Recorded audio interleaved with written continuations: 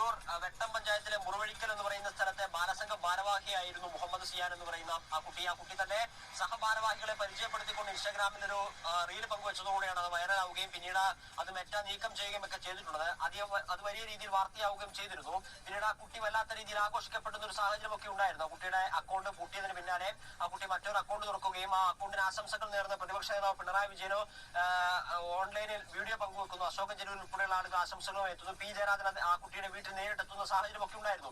അതിനാണ് ഇപ്പോൾ സമസ്തയുടെ വിദ്യാർത്ഥി വിഭാഗമായിട്ടുള്ള SSF വിശാല അപ്ഡേറ്റ് എന്ന് പറയുന്ന അവരുടെ പ്ലാറ്റ്ഫോമിൽ ഒരു ലേഖനം പങ്കുവച്ചിട്ടുണ്ട്. സിയാന് കൃത്യമായ സുഹൃത്തുക്കളെ, ഈ കുട്ടിക്ക് പ്രായത്തിൽ കവിഞ്ഞ പക്വതയാണ്, അല്ലെങ്കിൽ ചെറിയ വായിൽ വലിയ വർത്തമാനം പറയുന്നു എന്ന് പറഞ്ഞുകൊണ്ടാണ് സമസ്ത രംഗത്തേക്ക് വന്നിരിക്കുന്നത്. ഈ കുട്ടി ഏതാണെന്നും എന്താണെന്നും ഒക്കെ നിങ്ങൾക്ക് എല്ലാവർക്കും അറിയാമല്ലോ. ഒരിക്കൽ കൂടി ഞാൻ വേണമെങ്കിൽ പറഞ്ഞുതരാം. കുട്ടി സഖാവ് എന്ന് പറയുന്ന ഒരു കുഞ്ഞ് മലപ്പുറംകാരനാണെന്നാണ് ഞാൻ മനസ്സിലാക്കുന്നത്. ആ കുഞ്ഞിന് ഒരുപാട് സ്നേഹമാണ്. എന്തിനോടാണ്? കമ്മ്യൂണിസത്തിനോടാണ് കേട്ടോ. അല്ലാതെ ഈ കാവിക്കളസവൽക്കരണത്തിനോടോ അല്ലെങ്കിൽ നീലക്കളസത്തിനോടോ അല്ല. ഈ കമ്മ്യൂണിസത്തിനോട് വലിയ സ്നേഹമുള്ള കുട്ടി ചെറുപ്പകാലം മുതൽ തന്നെ സഖാവായിട്ട് തന്നെ വളരുക എന്ന് പറയുന്ന ഒരു ലക്ഷ്യത്തോടു കൂടി തന്നെയാണ് എല്ലാ കാര്യങ്ങളും ചെയ്യുന്നത്. പിണറായി വിജയൻ എന്ന് പറയുന്ന ഒരു മനുഷ്യനെ റോൾ മോഡലാക്കുകയും കമ്മ്യൂണിസം അവൻ്റെ ഇടനെഞ്ചിൽ കാത്തു സൂക്ഷിക്കുകയും ഒക്കെ ചെയ്തൊരു മനുഷ്യനാണ് ആ ഒരു കുഞ്ഞ്. ആ ഒരു കുഞ്ഞിനെ പേടിച്ച ഭരണകൂടമാണ് നമ്മുടെ കേരളത്തിലെ ഭരണകൂടം. എന്തുകൊണ്ട് ഞാനിത് പറഞ്ഞു എന്ന് ഞാൻ ഓൾറെഡി കഴിഞ്ഞ വീഡിയോസിലൊക്കെ പറഞ്ഞിട്ടുണ്ട്. കുട്ടി സഖാവ് എന്ന് പറയുന്ന ഒരു അക്കൗണ്ട്, അല്ലെങ്കിൽ കുട്ടി സഖാവ് എന്ന് പറയുന്ന ആ ഒരു കുഞ്ഞിൻ്റെ സോഷ്യൽ മീഡിയയിൽ ഇടുന്ന എല്ലാ വീഡിയോസും റിമൂവ് ചെയ്യുക. നമ്മുടെ ഈ മെറ്റയുടെ ഒരു ഗ്ലിച്ചിനെ പറ്റി എല്ലാവർക്കും അറിയാമല്ലോ അല്ലേ? ഇടതുപക്ഷം ഇവിടെ ഇരിക്കുന്ന സമയത്ത് ഉണ്ടാവാത്ത, വലതുപക്ഷം അധികാരത്തിൽ വന്ന സമയത്ത് മാത്രം ഉണ്ടായ മെറ്റയുടെ അപ്ഡേഷനിലുള്ള ഗ്ലിച്ചുകൾ, ആ ഗ്ലിച്ചുകൾ കയറി ഇടതുപക്ഷത്തിനോട് അനുഭവമുള്ള ഇടതുപക്ഷ കണ്ടന്റുകൾ ചെയ്യുന്ന, ഇടതുപക്ഷത്തിന് വേണ്ടി സംസാരിക്കുന്ന, VD സതീശനെ എതിർക്കുന്ന, VD സതീശൻ്റെ കൂട്ടാളികളെ MDMA കേസിൽ പിടിച്ചതിനെ അതിരൂക്ഷമായിട്ട് എതിർക്കുന്ന ആളുകളെ മാത്രം ലക്ഷ്യം വെച്ച് ആ ഒരു ഗ്ലിച്ച് പരിപാടി നടത്തുന്നു. എന്താണെന്ന് വെച്ച് കഴിഞ്ഞാൽ, അങ്ങനെ പറയുന്ന ആളുകളുടെ അക്കൗണ്ടുകൾ റിമൂവ് ചെയ്യുകയാണ്. എന്നിട്ടൊരു പേരും അത് ഗ്ലിച്ച് കൊണ്ട് പോയതാണ്, സോഫ്റ്റ്വെയർ അപ്ഡേഷനിൽ വന്നിട്ടുള്ള കുഴപ്പങ്ങൾ കൊണ്ട് പോയതാണ്, അതിൻ്റെ അപാകതകൾ മൂലം പോയതാണ്, ഞങ്ങൾക്കിതിലൊരു പങ്കുമില്ല, നിങ്ങൾക്ക് എന്തെങ്കിലും പരാതി ആർക്കെങ്കിലും ഉണ്ടെങ്കിൽ നിങ്ങൾ പരാതി കൊടുക്കൂ, അതിൻ്റെ ഒപ്പം തന്നെയാണ് കേരളത്തിലെ സർക്കാരും എന്നൊക്കെ പറഞ്ഞുകൊണ്ട് വലിയ മെഴുകലായിരുന്നു. എന്നാൽ ഇന്ന് യാഥാർത്ഥ്യം എന്താണെന്ന് തെളിഞ്ഞിരിക്കുകയാണ്. VD സതീശൻ എന്ന് പറയുന്ന മുഖ്യമന്ത്രിയുടെയും മുഖ്യമന്ത്രിയുടെ കൂട്ടാളികളുടെയും ഒക്കെ ഒരു ഒത്താശയോടുകൂടി തന്നെയാണ് മെറ്റയ്ക്ക് ഒരു കത്തയച്ചുകൊണ്ട് ഈ ലെറ്ററുകൾ അല്ലെങ്കിൽ ഈ പോസ്റ്റുകൾ, ഈ കാർഡുകൾ റിമൂവ് ചെയ്യാൻ വേണ്ടിയിട്ട് മുന്നിലേക്ക് നിന്നിരിക്കുന്നതെന്നൊക്കെയുള്ള രീതിയിൽ വാർത്തകൾ വരുന്നുണ്ട്. എന്നാൽ ഡയറക്റ്റ്ലി അതിൽ VD സതീശന് പങ്കുണ്ടോ എന്നും കേരള ഗവൺമെൻറ്റിന് പങ്കുണ്ടോ എന്നും തെളിയിക്കപ്പെട്ടിട്ടില്ല. പക്ഷേ ഔദ്യോഗികപരമായിട്ട് അവർക്ക് കിട്ടിയിരിക്കുന്ന അറിയിപ്പിൻ്റെ മേൽ, അല്ലെങ്കിൽ നിയമപരമായിട്ട് അവർക്ക് കിട്ടിയിരിക്കുന്ന അറിയിപ്പിൻ്റെ മേൽ തന്നെയാണ് ഈ പോസ്റ്റുകൾ റിമൂവ് ചെയ്തതെന്നും ഈ അക്കൗണ്ടുകൾ റിമൂവ് ചെയ്യുന്നതെന്നും ഒക്കെയാണ് മെറ്റയുടെ ഭാഗത്തു നിന്നുള്ള ഒരു സ്ഥിരീകരണം. അപ്പോൾ കുട്ടി സഖാക്കന്മാരെ പേടിക്കുന്ന വലിയ മുതിർന്ന നേതാക്കന്മാരെ നമ്മളിവിടെ കാണുന്നത്. അപ്പോൾ ഈ കുട്ടിയെ നിലയ്ക്ക് നിർത്തണമെന്നും അതിൻ്റെ മാതാപിതാക്കൾ കുട്ടിയെ സമൂഹ മാധ്യമങ്ങളിൽ വിൽക്കാൻ വയ്ക്കരുതെന്നുമൊക്കെ പറഞ്ഞുകൊണ്ട് സമസ്ത രംഗത്തേക്ക് വന്നിരിക്കുകയാണ്. അല്ലയോ സമസ്തയിൽപ്പെട്ട ആളുകളെ, നേതാക്കന്മാരെ, സാറുമാരെ, ചേട്ടന്മാരെ, ചേച്ചിമാരെ എല്ലാവരോടും ഞാൻ ചോദ്യം ചോദിക്കട്ടെ. ഈ 4 വയസ്സ് കഴിഞ്ഞ് 5 വയസ്സ് മുതലുള്ള കുട്ടികളെ മതപഠനത്തിന് വേണ്ടി നിങ്ങൾ ഉപയോഗിക്കുമ്പോൾ ആ കുട്ടികളിലേക്ക് ഇസ്ലാമിക പഠനം, അല്ലെങ്കിൽ നിങ്ങളുടെ ആ ഒരു മതവിഭാഗത്തിലുള്ള പഠനങ്ങൾ നിങ്ങൾ ആ കുട്ടികളിലേക്ക് ഇൻജക്ട് ചെയ്യുമ്പോൾ നിങ്ങൾ സമൂഹത്തിന് വേണ്ടിയിട്ട് എന്താണ് പ്രതിനിധാനം ചെയ്യുന്നത്? കുട്ടികൾ മതം മാത്രം പറഞ്ഞാൽ മതി, അല്ലെങ്കിൽ പഠനം മാത്രം നടന്നാൽ മതി, എഡ്യൂക്കേഷൻ മാത്രം നടന്നാൽ മതി എന്നാണോ നിങ്ങൾ ഉദ്ദേശിക്കുന്നത്? തൻ്റെ മുൻപിൽ ഒരു അക്രമം നടക്കുന്ന കാണുമ്പോൾ ആ കുട്ടി അവിടെ നിന്ന് ദൈവത്തിന് വേണ്ടി പ്രാർത്ഥിക്കുന്നു, അല്ലെ ദൈവമേ ഈ അതിക്രമങ്ങൾ ഇവിടെ നടക്കാൻ പാടില്ല, അതൊക്കെ നിങ്ങൾ കാത്തു സൂക്ഷിക്കണമേ, അല്ലെ നിങ്ങൾ കാത്തോണമേ എന്ന് പ്രാർത്ഥിച്ചാൽ മതിയോ? അതോ തൻ്റെ മുൻപിൽ ഒരു തോന്നിവാസം നടക്കുന്നത് കാണുമ്പോൾ, അല്ലെ ഒരു തന്തയ്ക്ക് പുറക്കഴിയെ നടക്കുന്നത് കാണുമ്പോൾ അവിടെ പോയി അത് ചെയ്യുന്നവൻ്റെ അടുത്ത് നീ ഏതാടാ എന്ന് ചോദിക്കാനുള്ള ഒരു ആർജവം കുട്ടികളിൽ വളർന്നു വരണോ? എന്താണ് നിങ്ങൾ ഇതിൽ രണ്ടിൽ ഏത് ഓപ്ഷനാണ് നിങ്ങൾ തിരഞ്ഞെടുക്കുക? കുട്ടികൾ അവിടെ പോയി മതപഠനം നടത്തിയതിന് ശേഷം കുറേ ഇങ്ങനെ നിങ്ങളുടെ ബൈബിളിലോ ഖുറാനിലോ അല്ലെങ്കിൽ ഈ രാമായണത്തിലോ ഭഗവത്ഗീതയിലോ ഒക്കെ ഉള്ള ഗീതകളൊക്കെ പാടിയാൽ മതി എന്ന് നിങ്ങൾ പറയുന്നുണ്ടോ? നിങ്ങൾ പറയില്ല, മറ്റുള്ള മതത്തിലുള്ള ആളുകളോടുകൂടിയാണ് ഞാൻ ചോദിക്കുന്നത് കേട്ടോ.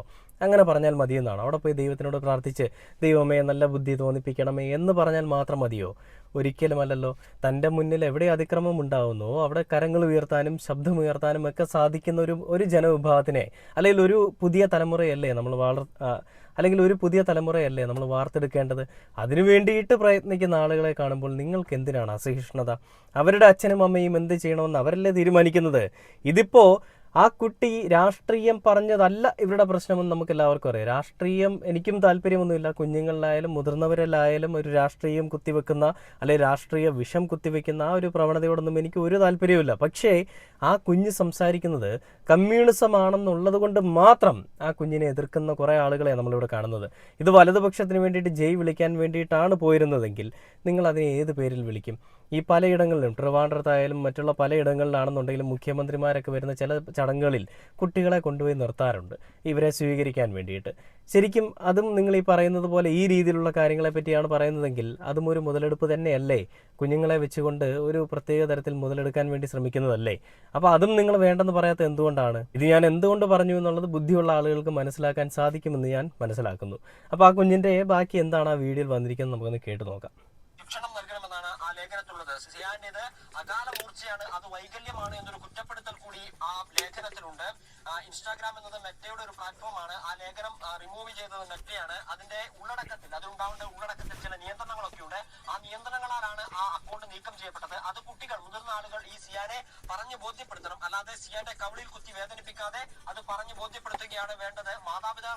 മാതാപിതാക്കൾക്കാണ് ശിക്ഷണം വേണ്ടതെങ്കിൽ അവരെ അത് പറഞ്ഞു ബോധ്യപ്പെടുത്തണം എന്നതൊക്കെ പറഞ്ഞുകൊണ്ടുള്ള ഒരു ലേഖനമാണ് ഇപ്പോൾ റിസാല അപ്ഡേറ്റിൽ വന്നിരിക്കുന്നത്. തിരൂർ വെട്ടം പഞ്ചായത്തിലെ മുറിവഴിക്കൽ എന്ന് പറയുന്നത് കണ്ടില്ലേ? ആ കുട്ടിയുടെ അക്കൗണ്ട് പൂട്ടിയ വിഷയത്തിൽ സമസ്ത രംഗത്തേക്ക് വന്നിരിക്കുന്ന കാഴ്ചകളാണ് നിങ്ങൾ കാണുന്നത്. ഒരു കാരണവശാലും കുട്ടികളിൽ ഇങ്ങനെയുള്ള കാര്യങ്ങൾ ചെയ്യാനായിട്ട് നിങ്ങൾ മുന്നിലേക്ക് നിൽക്കരുതെന്നും കുട്ടികൾക്ക് ഇങ്ങനെ എന്തെങ്കിലും ഒരു കാര്യം അവർ ചെയ്യുന്നുണ്ടെങ്കിൽ നിങ്ങൾ അതിനെ അതിരൂക്ഷമായിട്ട് എതിർക്കണമെന്നുമൊക്കെ പറഞ്ഞുകൊണ്ടാണ് ഇവർ രംഗത്തേക്ക് വന്നിരിക്കുന്നത് കേട്ടോ. അങ്ങനെ കുട്ടികൾ ചെയ്യാൻ പാടില്ല എന്നും കുട്ടികളുടെ മാതാപിതാക്കളെ അങ്ങനെ അതിരൂക്ഷമായിട്ട് വിമർശിക്കാനുമൊക്കെ ഒരു സമസ്തയ്ക്കും ഒരു പാർട്ടിയിലുള്ള ആളുകൾക്കും അധികാരമില്ല എന്നാണ് ഞാൻ മനസ്സിലാക്കുന്നത് കേട്ടോ. കുട്ടിയുടെ അടുത്ത് നമ്മുടെ പിണറായി വിജയൻ സഖാവ് വീഡിയോ കോളിൽ വിളിച്ച് സംസാരിച്ചു എന്ന് പറഞ്ഞുകൊണ്ട് അതിനെ വലിയ രീതിയിലൊരു കുറ്റമായിട്ട് കണ്ടുകൊണ്ട് സംസാരിക്കുന്ന ആളുകളുമുണ്ട്. ഈ കുട്ടികളെ ആ ഒരു കുട്ടികളുടെ അടുത്തേക്ക് പോയി സംസാരിച്ച പി ജയരാജനെതിരെ സംസാരിക്കുന്ന ആളുകളുമൊക്കെ ഉണ്ട്. പിണറായി വിജയനും മറ്റുള്ള ആളുകളുമൊക്കെ ആ കുട്ടിക്ക് ആവശ്യമില്ലാത്ത ബൂസ്റ്റിംഗ് കൊടുത്തുകൊണ്ട് ആ കുട്ടിയെ ഇല്ലായ്മ ചെയ്യുകയാണ്, ആ കുട്ടിയെ നശിപ്പിക്കുകയാണെന്നൊക്കെ പറഞ്ഞുകൊണ്ടാണ് കേട്ടോ മെഴുകുന്നത്. എങ്ങനെയൊക്കെ മെഴുകിയാലും എന്തൊക്കെ മെഴുകിയെന്ന് പറഞ്ഞാലും ആ കുട്ടിയുടെ ആദർശവും ആ കുട്ടിയുടെ ആശയങ്ങളും എല്ലാം അവൻ്റെ ഇടനെഞ്ചിലുണ്ട്. നിങ്ങളിനി എത്ര ചെയ്യാൻ പാടില്ല എന്ന് പറഞ്ഞാലും അവൻ്റെ ഉള്ളിലുള്ള കാര്യങ്ങൾ അവൻ ചെയ്തുകൊണ്ടേ ഇരിക്കുമെന്നേ. അവൻ ചെയ്യട്ടെന്നേ. എന്തിനാണ് നിങ്ങൾ ഇങ്ങനെ കിടന്ന് അസഹിഷ്ണുത കാണിക്കുന്നത്? അവരുടെ മാതാപിതാക്കൾക്കില്ലാത്ത വിഷമമാണല്ലോ നിങ്ങൾ നാട്ടുകാർക്കുള്ളത്, അല്ലെങ്കിൽ സമസ്തയ്ക്കുള്ളത്. സമസ്തയ്ക്കാണോ ഈ നാട്ടിലെ എല്ലാ ജനങ്ങളുടെയും മേലുള്ള അധികാരം? സമസ്ത പറയുന്ന എല്ലാ കാര്യങ്ങളും ഞാൻ തള്ളിക്കളയുന്നില്ല. വേണ്ട കാര്യങ്ങളുമുണ്ട്, വേണ്ടാത്ത കാര്യങ്ങളുമുണ്ട്. കുട്ടികളിൽ മതപഠനം നടത്തിക്കൊണ്ട് കുട്ടികളെ മതം മാത്രം പറഞ്ഞു കൊടുത്ത് വളർത്തിയാൽ മതി എന്നാണ് നിങ്ങളുടെ ഉദ്ദേശമെങ്കിൽ നിങ്ങൾ പറയുന്നത് ശരിയാണ്. പക്ഷെ അറ്റ് ദി സെയിം ടൈം നല്ലൊരു സമൂഹത്തിനെ വാർത്തെടുക്കുക, അല്ലെ നല്ലൊരു സമൂഹത്തിനെ വളർത്തിയെടുക്കുക എന്നുള്ളൊരു കാര്യം കൂടി നമ്മുടെ മനസ്സിലുണ്ടെങ്കിൽ നിങ്ങൾ ഈ പറയുന്നത് ഒട്ടും ലോജിക്കില്ലാത്ത കാര്യമാണെന്നും നമുക്ക് പറയേണ്ടി വരും. ഒരു കുട്ടിയെ പേടിച്ച ഭരണകൂടത്തിനെ നമുക്കറിയാം. ഒരു കുട്ടിയെ പേടിക്കുന്ന സമസ്തയെ പറ്റിയും നമ്മളിപ്പോൾ അറിഞ്ഞുകൊണ്ടിരിക്കുകയാണ്. സമസ്തയെ ഉപയോഗിച്ചുകൊണ്ട് ആ കുട്ടിയെയും കുട്ടിയുടെ അച്ഛനെയും അമ്മയെയും ഒക്കെ അങ്ങ് പേടിപ്പിക്കാമെന്നാണോ സർക്കാരെ അല്ല നിങ്ങൾ വിചാരിച്ചിരിക്കുന്നത്? അങ്ങനെയൊക്കെയുള്ള വിചാരങ്ങളൊക്കെ ഉണ്ടെങ്കിലേ അതൊന്നും ഇവിടെ വില പോവില്ലെന്നേ. ആ കുട്ടികൾക്ക് ഐക്യദാർഢ്യം കൊടുത്തിരിക്കുന്നത് ഇടതുപക്ഷത്തിൻ്റെ അനുഭാവികൾ, ഇവിടുത്തെ മുൻ മുഖ്യമന്ത്രിയും ഇന്നത്തെ പ്രതിപക്ഷ നേതാവുമായിട്ടുള്ള ശ്രീ പിണറായി വിജയൻ സഖാവാണ്. അങ്ങനെയുള്ളപ്പോൾ ആ കുട്ടിക്ക് ധൈര്യത്തോടു കൂടി ഇനിയും മുന്നിലേക്ക് പോകാനായിട്ട് സാധിക്കും. ഒരാളെയും പേടിക്കാതെ, ഒരുത്തൻ്റെയും മുന്നിൽ മുട്ടുകുത്താതെ, തല കുനിക്കാതെ അവന് ധീരയോദ്ധാവിനെ പോലെ സംസാരിക്കാൻ പറ്റുമെന്നേ. എന്തിനാണ് ഇങ്ങനെ പേടിക്കുന്നത് ഒരു കുഞ്ഞിൻ്റെ കാര്യത്തിൽ പോലും?